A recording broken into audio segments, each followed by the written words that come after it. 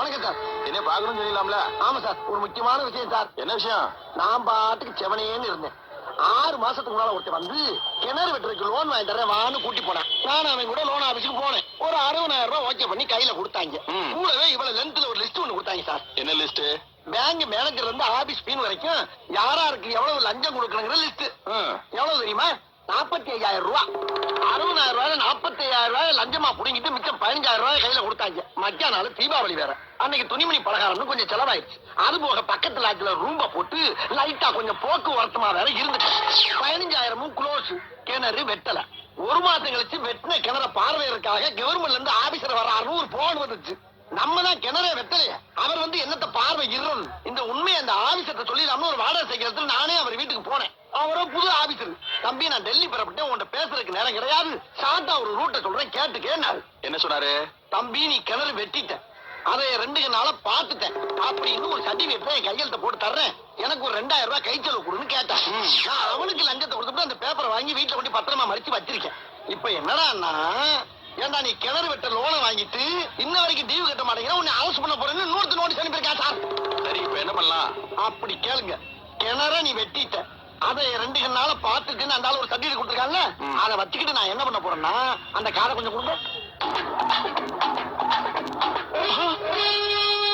வாங்க.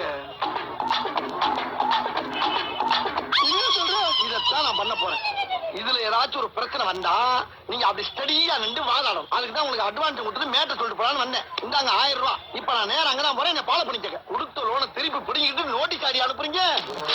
ஐயா, என் கிணத்தை காணோம், என் கிணத்தை காணோம், ஐயா, என் கிணற காணோம், ஐயா, என் கிணற காணோம், ஐயா, ஐயா, என் கிணற காணோம். என்ன இங்க இருக்க? இங்க இருக்கீங்களா? ஐயா, இன்ஸ்பெக்டர் ஐயா, என்ன பிரச்சனை? என் கிணற காணோம். கிணத்தை காணமா?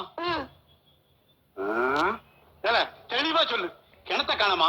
இல்ல கிணத்து பக்கத்துல இருந்து பம்பு செட்ட காணமா? சத்தியமா கிணத்தை தான் காணோம். மரியாதையா வந்து கண்டுபிடிச்சு கொடுங்க, இல்லன்னா எல்லாரும் உள்ள வச்சிருவேன். வாங்க, வேமா வாங்க, வாங்க, வாங்க, வாங்க. வாங்க,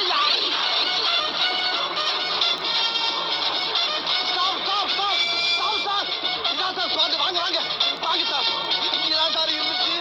வட்ட கிணறு சார், வட்ட கிணறு. அது வட்டாத கிணறு 80 அடி ஆழத்துல இருந்துச்சு சார்.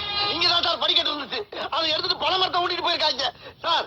இந்த ஏரியாவிலே வட்டாத கிணறு என் கிணறு தான் சார். இந்த கிணறை வச்சு நான் என்னென்ன விலையை வச்சு தெரியுமா? இந்த பக்கம் 500 தென்னை, இந்த பக்கம் 500 வாழை, நடுவுல ஒரு 1000 அடி நீளத்துக்கு வாய்க்கா, இந்த பக்கம் 500 கொய்யா மரம் சார். அம்புட்டியே ஆட்டையை போட்டு போயிட்டாங்க சார். சரி, அதுக்கு போனாலும் பரவாயில்ல, கிணத்த ஆட்டையை போட்டு வகுத்துல அடிச்சுட்டு போயிட்டாங்களே. இங்க பாருங்க, அந்த தெரியுது பாருங்க ஒரு ஊரு. அந்த ஊருக்காரன் பூரா இந்த கிணத்துல தான் சார் வந்து தண்ணி எடுத்துட்டு போவான். அந்த அளவுக்கு அம்புட்டு பேருக்கு பெர்மிஷன் கொடுத்து வச்சிருக்கேன் சார் நானு. என்ன அழுக? என்னால முடியல. பாத்தீங்களா சார், பாத்தீங்களா? என் கதையை கேட்டு நீங்களே பிம்மி பிம்மி அழுகிறீங்க பாரு. நான் அதுக்காக வேணாம், வேற எத்தனையோ கேஸ் அட்டன் பண்ணிருக்கேன். வேற வாழ்க்கையில இப்படி ஒரு கேஸ் நான் அட்டன் பண்ணவே இல்லடா. கிணறை காணாமனு ஒரு கேஸ் ஆடும். அதாண்டி கேஸ். போதும்டா. என்ன ட்ரெஸ் கலெக்டரா? ஒருவேளை இவன் கிணறு தோண்ட போறானோ? ஐயாட்ட கொடுத்து உடனே வேலை வெட்டியே போயிட்டான் அப்படின்னு சொல்லி ஒரு சின்ன